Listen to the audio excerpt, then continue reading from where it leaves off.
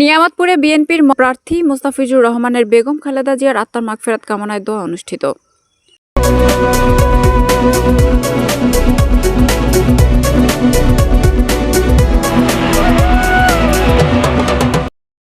আসসালামু আলাইকুম। এডিপি বাংলার সংবাদে সবাইকে স্বাগত জানাচ্ছি। আমি সুমা আহমেদ। নিজস্ব প্রতিবেদকের পাঠানো তথ্যচিত্রে দেখুন বিস্তারিত। নওগাঁ জেলার নিয়ামতপুর উপজেলার বিএনপির প্রয়াত চেয়ারপারসন দেশনেত্রী বেগম খালেদা জিয়ার আত্মার মাগফিরাত কামনায় নওগাঁ ১ আসনের বিএনপির মনোনীত প্রার্থী মোহাম্মদ মোস্তাফিজুর রহমানের দোয়া ও মিলাদ মাহফিল অনুষ্ঠিত হয়েছে। ৮ জানুয়ারি নওগাঁ নিয়ামতপুর উপজেলার ২ নং চন্দননগর ইউনিয়ন বিএনপির আয়োজনে ৩ বারের সাবেক প্রধানমন্ত্রী, গণতন্ত্রের মাতা আপসহীন নেত্রী বেগম খালেদা জিয়ার আত্মার মাগফিরাত কামনা করে শোকসভা ও মিলাদ মাহফিল আয়োজন করা হয়েছে। এ সময় বিশেষ কারণে উপস্থিত না থাকায় ভার্চুয়ালভাবে বক্তব্য প্রদান করেন ত্রয়োদশ জাতীয় সংসদ নির্বাচনে বিএনপির মনোনীত প্রার্থী মোহাম্মদ মোস্তাফিজুর রহমান। এ সময় উপস্থিত ছিলেন নিয়ামতপুর উপজেলা স্বেচ্ছাসেবক দলের আহ্বায়ক মোহাম্মদ শহীদুল ইসলাম, নিয়ামতপুর উপজেলা কৃষক দলের সাংগঠনিক সম্পাদক জুমা রশিদ সহ ২ নং চন্দননগর ইউনিয়ন বিএনপির অঙ্গ ও সকল সহযোগী সংগঠনের নেতাকর্মীগণ।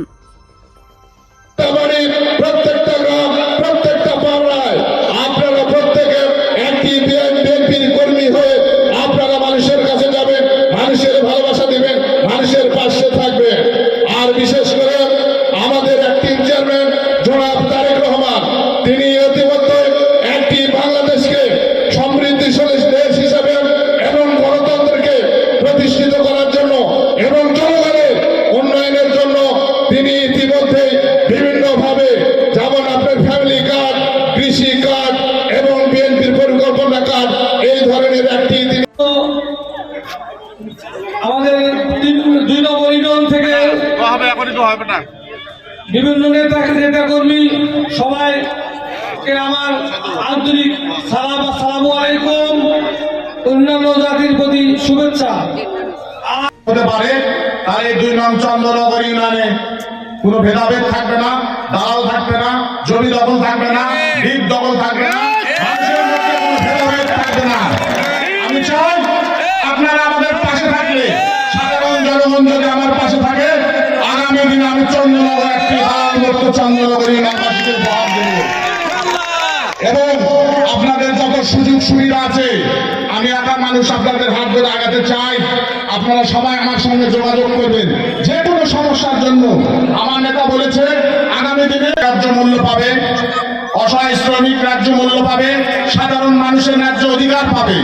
কি কথা বলবো, যে কথা হচ্ছে বর্ষা সাপাহার নিয়ামতপুরের মাটিতে 20টি ইউনিয়ন, এই 20টি ইউনিয়নের মধ্যে এই আপনাদের পার্শ্ববর্তী ইউনিয়ন ভাবিচা ইউনিয়ন জননেতা জনাব মোহাম্মদ মোস্তাফিজুর রহমান সাহেব, যিনি প্রায় 28 বছর ভাবিচা ইউনিয়নের চেয়ারম্যানি করেছে, প্রত্যেকটা মানুষের ভালোবাসা তৎসহ পার্শ্ববর্তী ইউনিয়নের মানুষের ভালোবাসা নিয়ে তিনি ধীরে ধীরে ধীরে আজ পর্যন্ত বিএনপির আমাদের চেয়ারম্যান, অ্যাক্টিভ চেয়ারম্যান জনাব তারেক রহমান বিভিন্ন জরিপের মাধ্যমে তিনি বর্ষা সাভার নিয়ামতপুরে আজকে তিনাকে প্রতিষ্ঠিত করার জন্য তিনি তিনাকে নমিনেশন দিয়েছে। আমি সবচেয়ে আনন্দিত এবং গর্বিত একটি ছোট্ট মানুষকে এই 20টি ইউনিয়নের মধ্যে ভাবিচা ইউনিয়ন থেকে নেতৃত্ব দেওয়ার জন্য আমরা সকলে গর্বিত এবং আনন্দিত। ঠিক না বলে সহ্য করার মতো ক্ষমতা আমাদের নাই গো মালিক। আয় আল্লাহ, মেহেরবানি করে তুমি আমাদের সকলকে পাক্কা মুমিন হিসাবে কবুল ও মঞ্জুর করে নাও। আয় আল্লাহ, তুমি আমাদের আয় আল্লাহ সকলের ইবাদত, বন্দিগি, তাসবিহ, তাহলিলগুলো কবুল ও মঞ্জুর করে নাও। আয় আল্লাহ, যতদিন বাঁচবো তোমার গোলামি করতে পারি, তোমার সিরাতে মুস্তাকিমের পথে চলতে পারি, সেই তৌফিক তুমি আমাদেরকে দিয়ে দাও। আয় আল্লাহ, বিশেষ করে যে উদ্দেশ্য করে আজকে আমরা একত্রিত হয়েছি, আয় আল্লাহ, যে উদ্দেশ্য নিয়ে আজকে আমরা হাত বাড়িয়েছি, আয় আল্লাহ, সাবেক প্রধানমন্ত্রী আয় আল্লাহ উনি বিদায় নিয়ে চলে গেছে। আয় আল্লাহ, মেহেরবানি করে তার কবরখানাকে তুমি জান্নাতুল উচ্চ স্থান বানিয়ে দাও।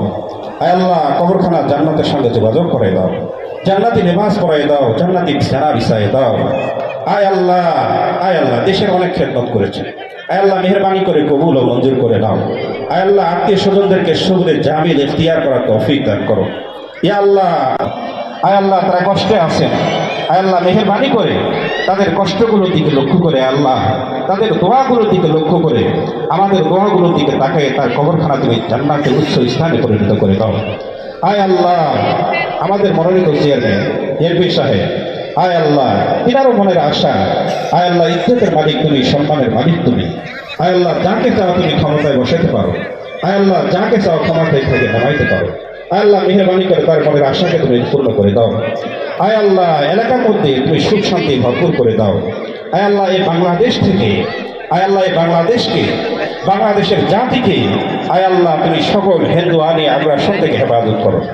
আয় আল্লাহ, আমাদের মুসলমানদের কলমগুলোকে তুমি পরিপূর্ণ করে দাও, তোমার নূর দ্বারা ভরপুর করে দাও। আয় আল্লাহ, তোমার নূরের আলোকিত করে দাও, এই দেশকে সুন্দর করে দাও। আয় আল্লাহ, যে পথে চললে, যে পথে হাঁটলে দেশ ভালো হবে, মুসলমান ভালো হবে, সুখে থাকতে পারবে, সে তৌফিক তুমি আমাদের সবাইকে দিয়ে দাও। আয় আল্লাহ,